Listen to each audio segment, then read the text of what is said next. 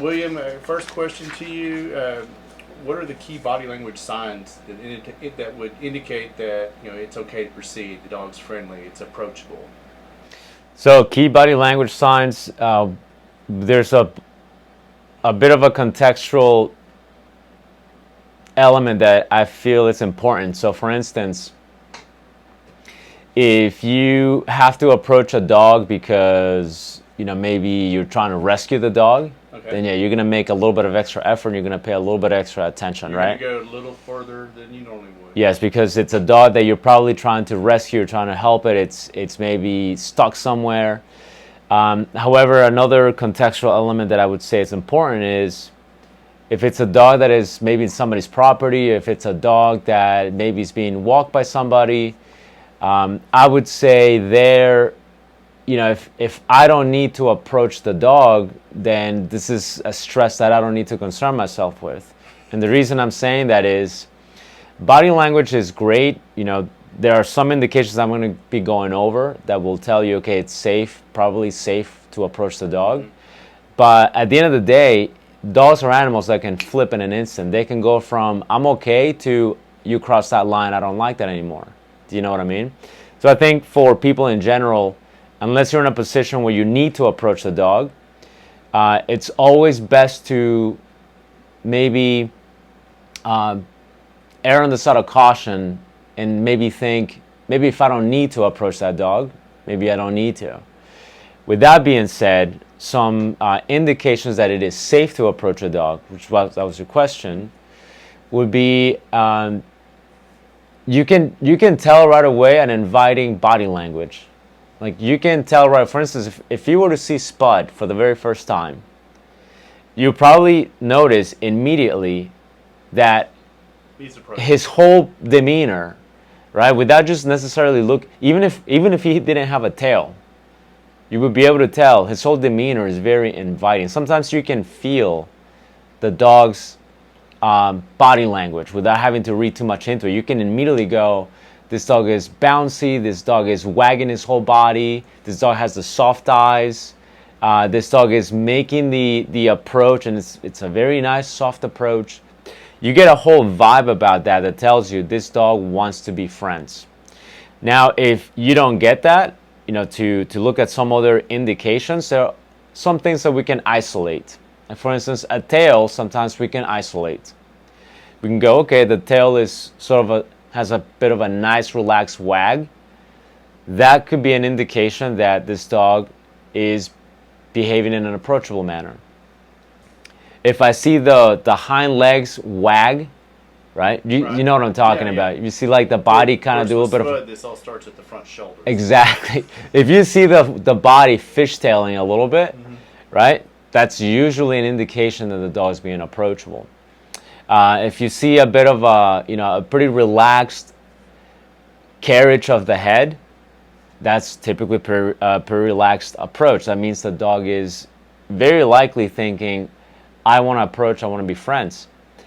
Versus when the head is a little bit more stiff, you have to now think things a little bit differently. You have to go, okay, his head is pretty stiff, that's different. So overall, a relaxed demeanor about the dog tells you, okay, this dog is probably safe to approach. All right, so one thing I love about asking you questions is I can ask you one question and you can answer. Your answer will knock out the next three. So, Very knowledgeable. Yeah, the dog's tail position plays a huge part in trying to get an initial read of a dog. But one thing that you did say there that, all the old Karate Kid fans will understand, Karate Kid 2, and Mr. Miyagi tells Daniel-san, the best way to avoid punch is not be there when punch comes. And so, like you're saying, if you don't need to approach a strange dog, don't do it. Exactly. And not to mention, too, depending on where people are listening, I know, and I know, living in Lomita, in the more rural areas, people have their dogs sometimes loose. Yes. You know what I mean? Sometimes their dogs kind of travel the neighborhood a little bit, and the community is fine. Everybody knows the dog. So one thing that I used to always, not living in a more rural area, people from the city see a loose dog and they're like, oh my God, this dog is loose. They pick the dog up, take it to animal control. take it to a shelter, not realizing that that dog was just walking around the neighborhood. Was going to go Doing back his home. routine. Yeah, and then now they took the dog away from the owner's property and thinking that they were going to do something right. But the same token, I've done this where I've been driving down the highway and I've seen like a dog just clearly not in that. It was not in a familiar environment, and it was in the highway, on the side of the highway. I mean, like, not going from town to town, like in like a 6-lane highway, right? So in that instance, I remember thinking, this dog is in trouble. I got a little bit of room in my car. I happen to have a crate. I'm going to approach this dog, and in that instance, I remember that particular event. The dog was scared, so there was no indication of, hey, I'm friendly, I'm happy, and all of that. In that instance, I took a little bit of a risk. I was like, okay, the dog is kind of nervous. Its body language is not necessarily all indicative that he's being friendly. So there, I consciously took that risk. This could maybe not go the best, but I'll give it a try. So yeah, in general, if you don't have to put yourself in that situation, it's best not to. So when you're approaching a dog, the tail language is not there. In this particular case that you just described, this is where the dog is nervous, the dog is out of its environment, it's by a highway. Yeah. Versus you're approaching a dog that may be more in its environment, but it's not at home, and you're trying to approach it. Is there any signs of the dog's eyes or facial expression? Because I know you said that when you approached the dog on the highway, you saw signs of nervousness. Yeah, clearly, naturally so. Is that the dog shaking? Is that the dog some body language in the eyes, or? You can see. So in general, I think most of us, if we've been around dogs, right, you can pick up on the clear demeanor of the dog when it's clear. So just like you can, like for instance, you don't have to be talking about Spud again, right? Very friendly dog, loves everybody, has not seen a single person he doesn't like. So when you see a dog like him, you don't need to be an expert in body language to know right away this dog is being friendly. Right. Do you see what I mean? Like, yeah, absolutely. the signs are on the dog is basically screaming at you, I am friendly, I want to be friends. And similarly, there are instances where you don't need to be much of an expert to realize a dog has a much more reserved, nervous demeanor about him. Now, we can break all of those into pieces and we can isolate different parts of that dog's body language.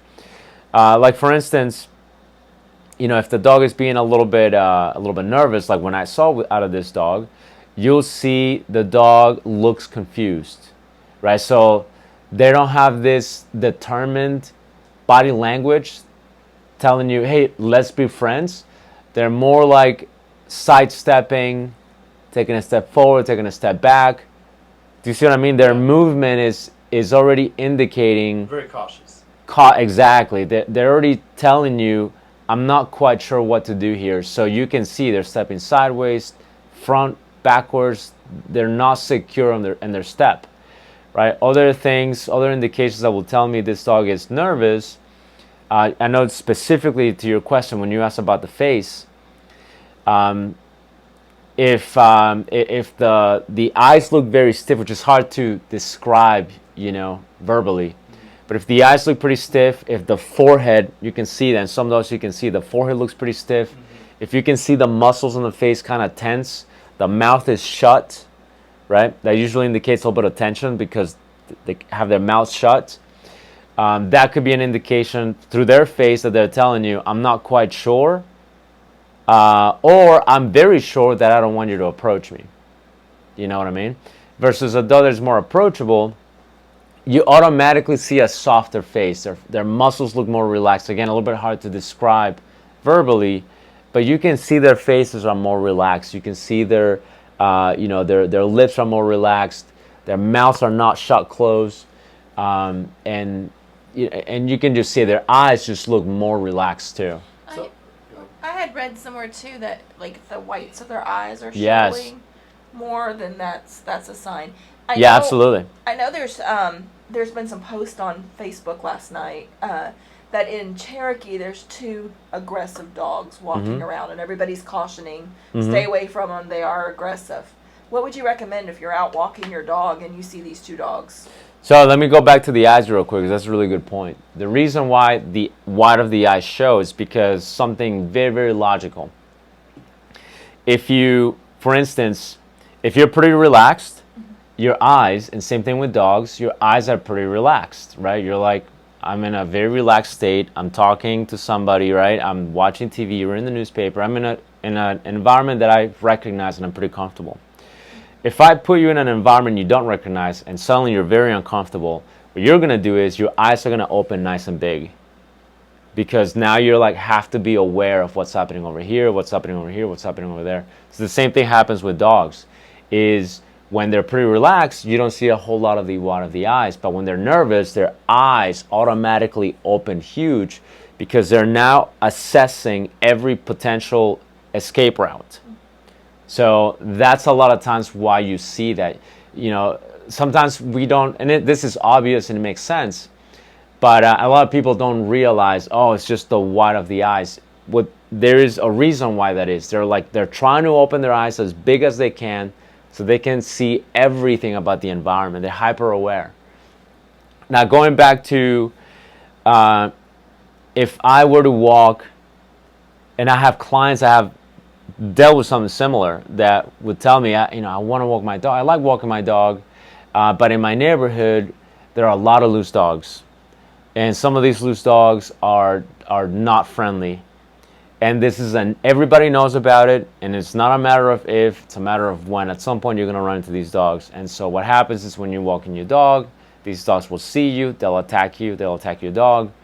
So the best thing to do is if you are aware of it and you can avoid it, avoid it.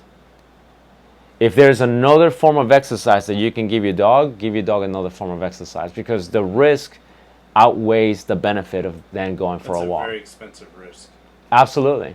Now, if you get caught by surprise, you don't know, you happen to be walking your dog, what I do is I used to walk my dogs. I used to live in a neighborhood, right? This is before I moved to Lomita, where I don't need to walk my dogs anymore.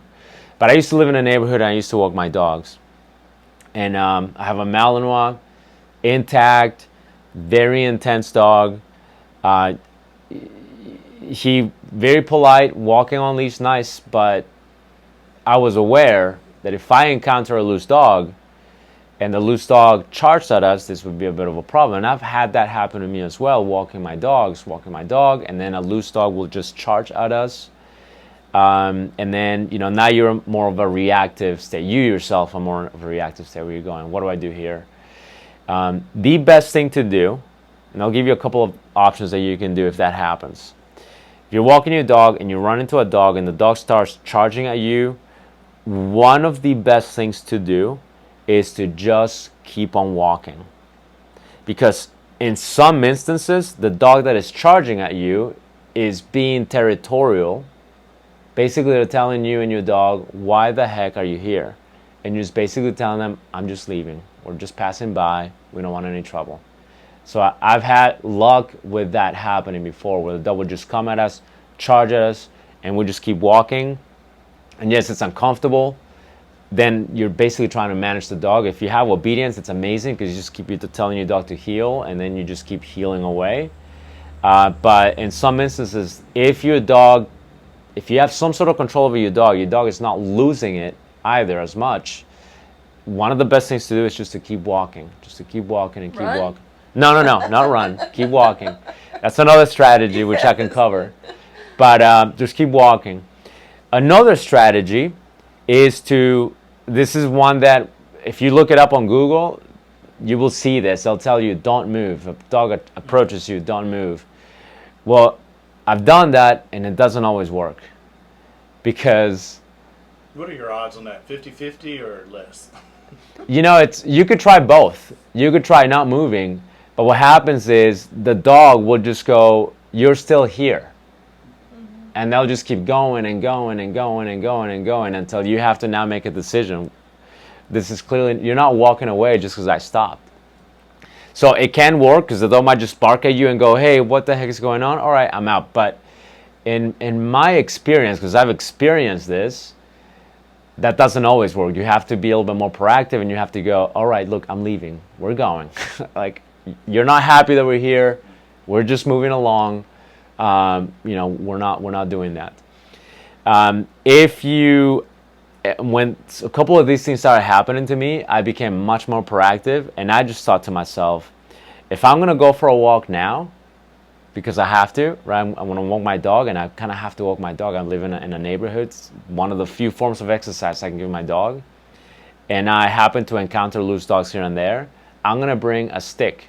I'm gonna bring a wooden dowel, and this is my worst case scenario thing, because some dogs will tell you, yeah, just keep moving along, I'm pissed that you're here. But some dogs will just straight up attack. Like, they just will go, I don't care that you just keep walking, I'm just going to take a chunk out of your dog, I'm going to take a chunk out of you.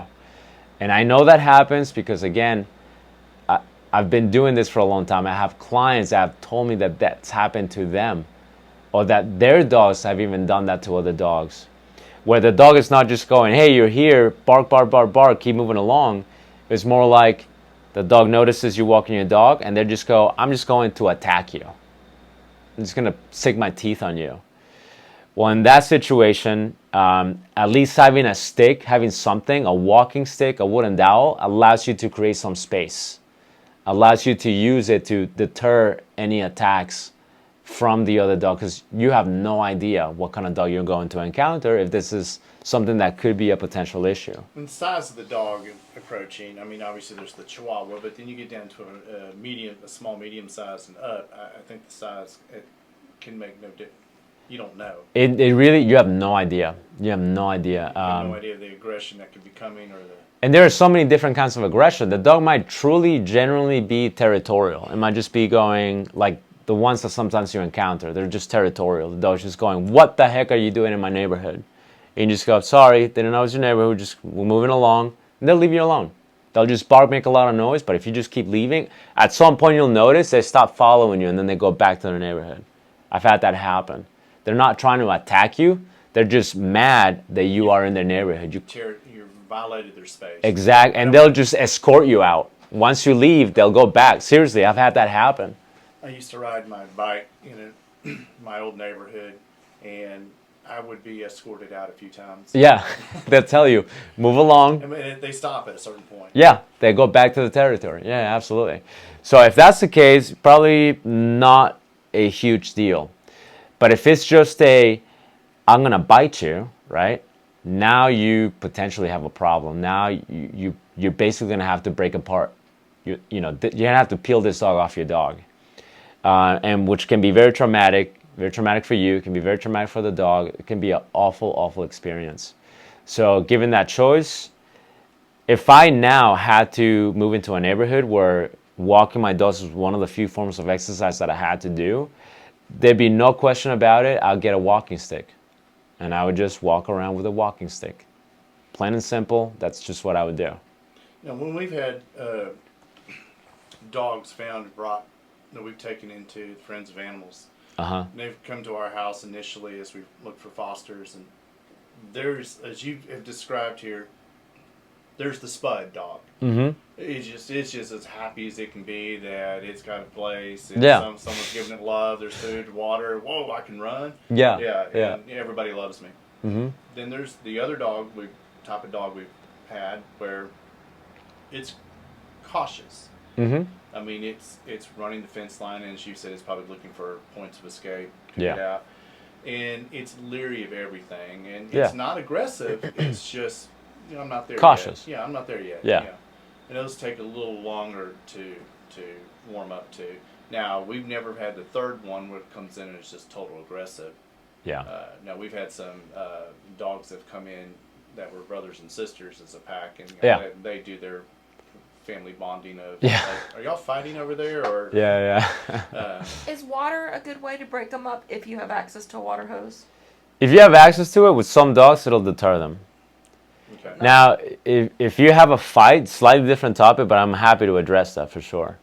One thing that I've seen a lot of people do, because people go into a panic, they see dogs going at it, or if you get your dog get attacked by another dog, people start panicking, they start hitting the dog. On some dogs, that might be enough. On some dogs, the more you hit them, the more intense they get, the more they're gonna bite your dog. And I've seen people throwing water. These dogs do not care. Once they go into this grab and hold, or this go into this, I'm just going to just tear you a new one. And there's a clear grab, there's a clear hold. The best way to do it, a lot of people don't realize this, is to restrict the airway. I've heard all kinds of things, theories as to, ignore them. That doesn't always work. The dog will still take a chunk out of you and out of your dog. I've also heard, just throw water. It can work. Throw water at them can work, but sometimes you don't have access to that. Another one I've heard is grab their hind legs and just kind of like a wheelbarrow, pull them away.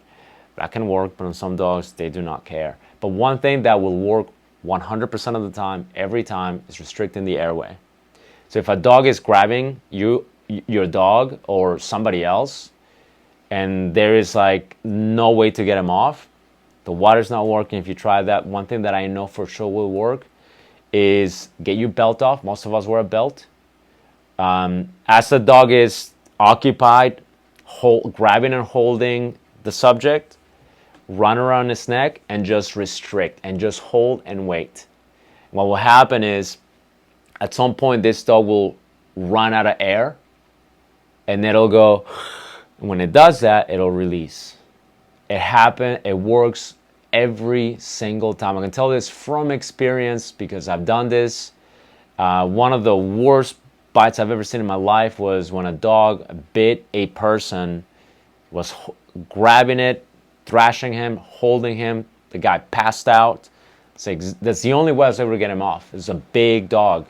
Went and grabbed his collar. I twisted his collar and I just waited. Dog let go. This is not a dog. This was a working dog. This is like I get you. yeah. This wasn't a dog that you could just throw water and be like, no, I don't want the water. This is not a dog that you could smack and beat and so would have been like, okay, I'll let it go. This dog had to have I can't breathe. I gotta let go. Okay, good. So in an instance like that, just like you mentioned, going back to that, I wanted to add a little bit more detail just to clarify that water can work, but it doesn't always work. Sometimes you have to go, I gotta take my belt off. You don't have your belt, shoelaces, anything. Now, when you get to a dog that won't release and just is holding on, is that more of become a breed specific, or is it more of a working dog versus a pet dog? So I've seen it with bully breeds. Okay. I've also seen it with some herding breeds. So I've seen German Shepherds do it as well. Okay. They'll just clamp tight and they're just not gonna let go. Basically, what it is it's a predatory move. It's not like a slap fight. It's a predatory move. It's what a predator would do to a hog if like a hog was running and the predator were to grab it. That's exactly what they would do. You see predators do this. You can see cats doing this too. When they get a hold of a small animal, they'll grab, they'll thrash a little bit, shake, but they'll just keep holding. When the intent is not to have fun with it, when the intent is, I'm just gonna do this for till the final count, that's a lot of times what they're doing. So to answer the question, no, not every dog's gonna do it. But the ones that I've seen it are either the bully breeds. If they do it, that doesn't mean that every bully breed's going to do it. It doesn't mean that every German Shepherd is going to do it, right? But the ones that I have seen are those, because these are the dogs that will have, if you think about them, so the dogs that will have more of the prey-oriented genes. Do you see what I mean? Yes. It's a German Shepherd do. They chase, they herd. So there could be that potential of dog, fight, prey.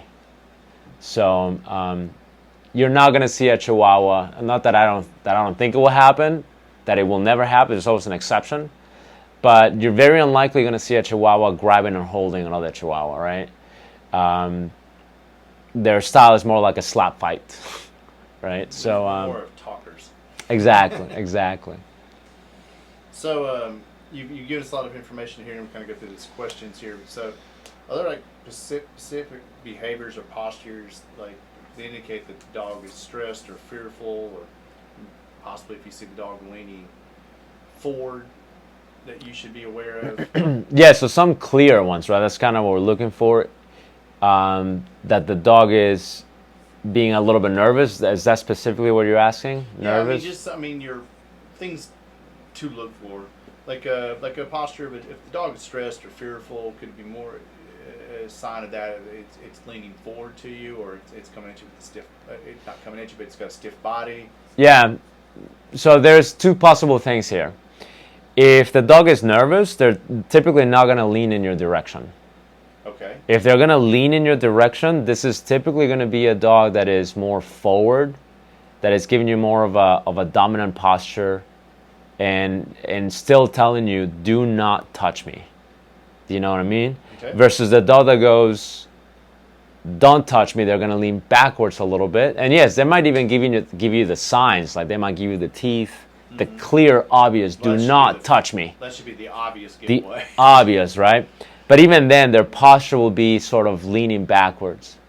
So if the dog is just nervous, one of the things that you'll notice is the hesitation in the steps that I mentioned earlier. Or the leaning back a little bit, or they're kind of checking you out. The whale eyes, the white of the eyes, we call them the whale eyes, that you mentioned earlier. You'll see that. So a combination of the sidestepping, leaning backwards. Also, they'll lower their head a lot of times. They'll lower their head. One other one, too, is they'll balance their body weight on 3 legs. So you see that sometimes. It's a subtle one, but you can actually pick it out. So as they're kind of doing the side step, they'll kind of pick up one leg. They'll kind of do this, right? And the reason they're doing this is they're not sure that they might have to sprint away at a moment's notice. So that's why they're kind of sidestepping. They're hesitating on their steps. They're balancing their weight on 3 legs because they're basically going, at a moment's notice, I might have to run. At a moment's notice, I might have to do something that, I'm going to have to charge forward, charge away, anything to get out of this situation. So you'll see that. I've seen that on videos when people are trying to trap a dog that they found. Yeah. It's one that if you don't look for, you can miss. But if you become aware of it, you'll notice it more often.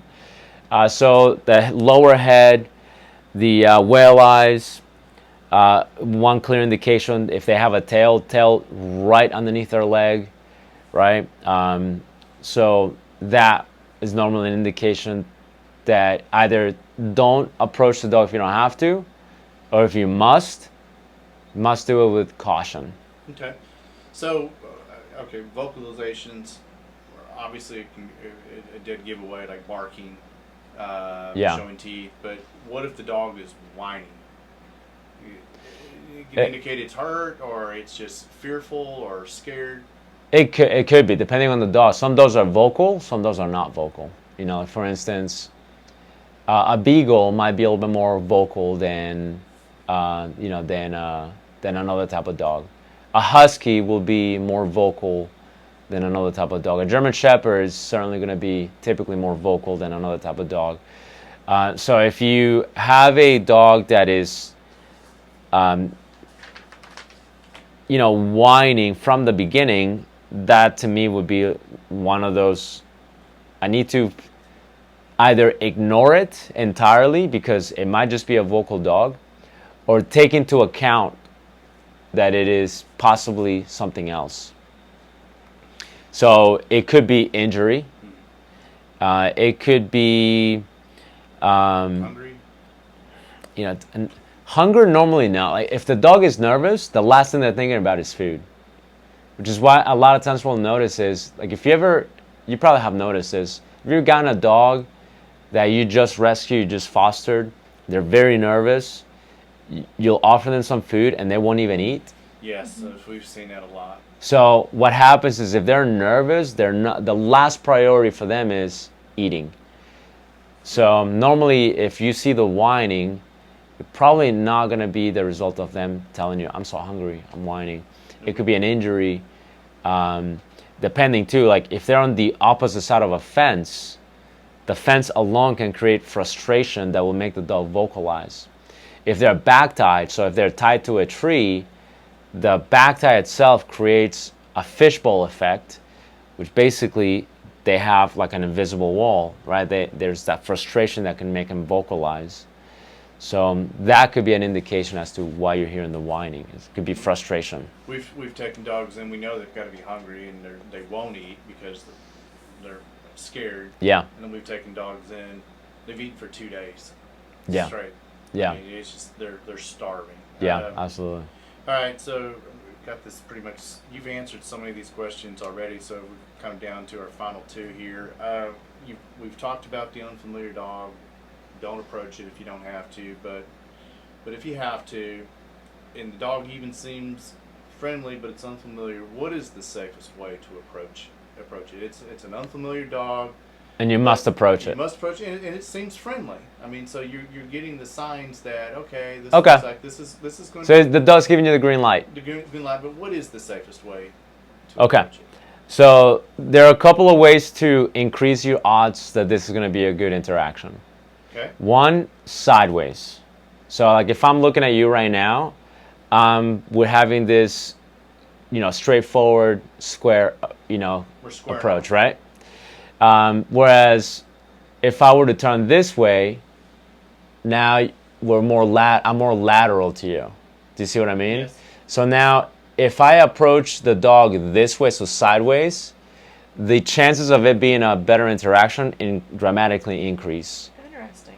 So if you must approach and you want to make sure that it's a good interaction, approach sideways.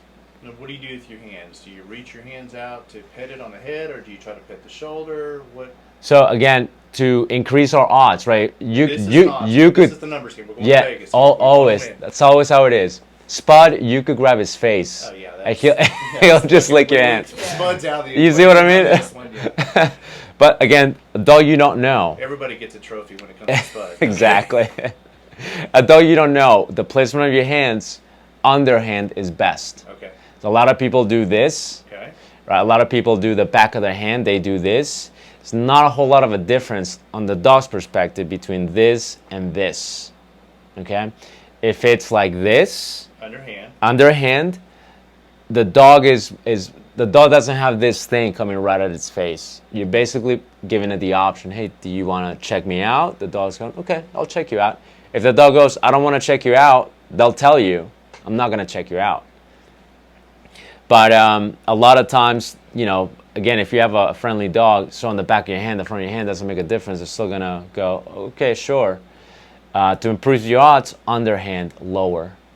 Okay? Instead of reaching, keep the hand closer to you. And Closer to you, don't go. That way you're not reaching. Okay, I could see where you would like, oh, right, I'm just going to reach my hand out there. And yeah, and that could make the possible good interaction into, whoa, what are you doing? I thought we were cool. You know what I mean? Okay. So sideways, underhand, hand closest to you. Let the dog sniff you if possible. Let him approach you first. And then as the dog is approaching you, you have the leash. And you can do whatever you need to. I think there's a new topic right there for you to write a book. Yeah, how to approach a dog? Yeah, say, with the Vegas odds. Yeah, yeah. All right, so last question, and it's just kind of the opposite here of what we just talked about. What are some of the common mistakes people make when approaching an unfamiliar dog? Yeah, so one of the common mistakes people make is they are too optimistic. They're way too optimistic. They're rolling the dice way too much. My wife will tell you I'm that way. He is. Like, I'm more like, let's just get this over with and just move on. But you can do that. But you can do that being aware of your odds and stacking the odds in your favor. What I mean is sometimes people are too optimistic and they assume every dog is friendly. And they'll immediately go for a hug.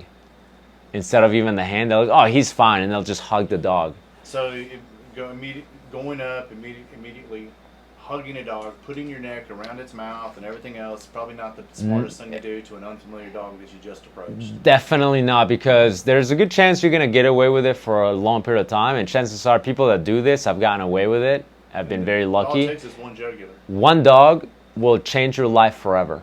Yeah. You know what I mean?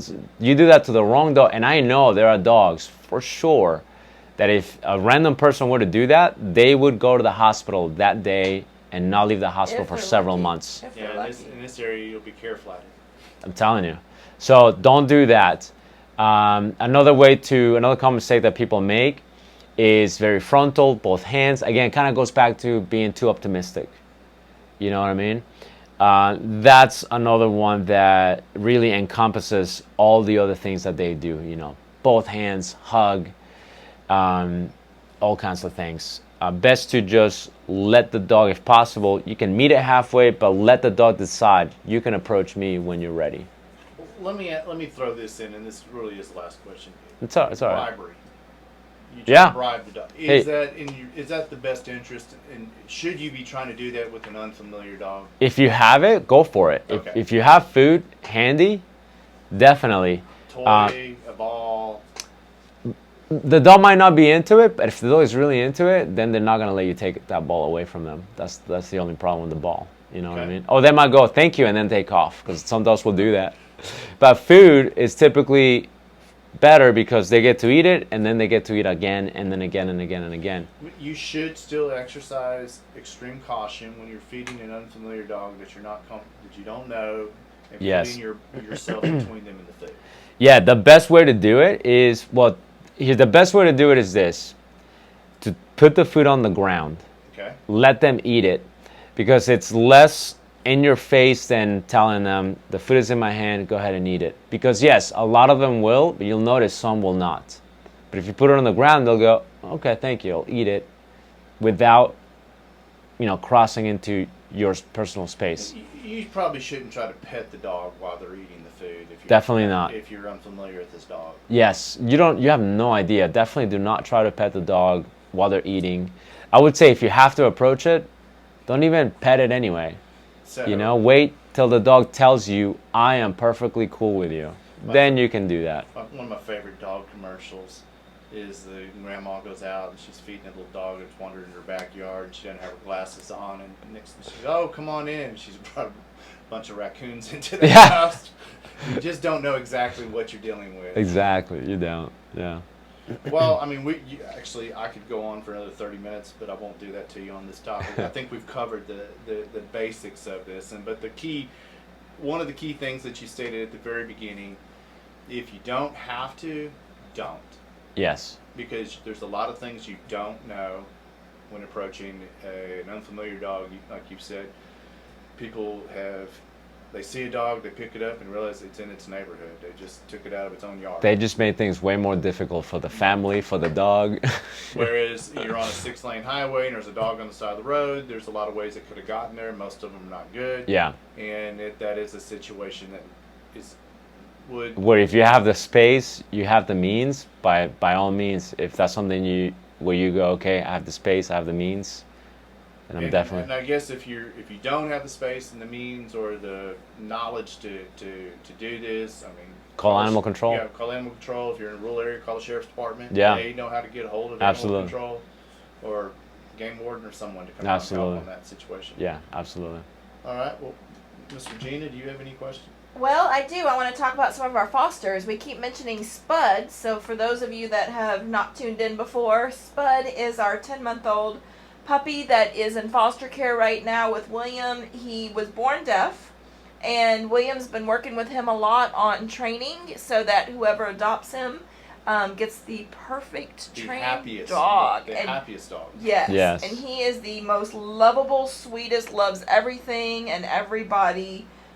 So if you're looking for a sweet, sweet, lovable boy, he is your boy. He has never had a home. He's always been in a shelter type environment. So this poor boy needs a chance. I mean, 10 months and never had really a family of his own. Right. So it's really sad. But he's still so lovable. He is. Lovable, but He's happy we to be really want to alive. get him into a home where he deserves that. Yes. So anything you want to add on Spud? I mean, being the same lovable guy, I take him for walks around the property. He just follows me. He's on the treadmill anymore? He's on the treadmill too. Okay, Yeah. alright. Yeah. Yeah, he if you want to see videos of Spud on the treadmill, check out William's page.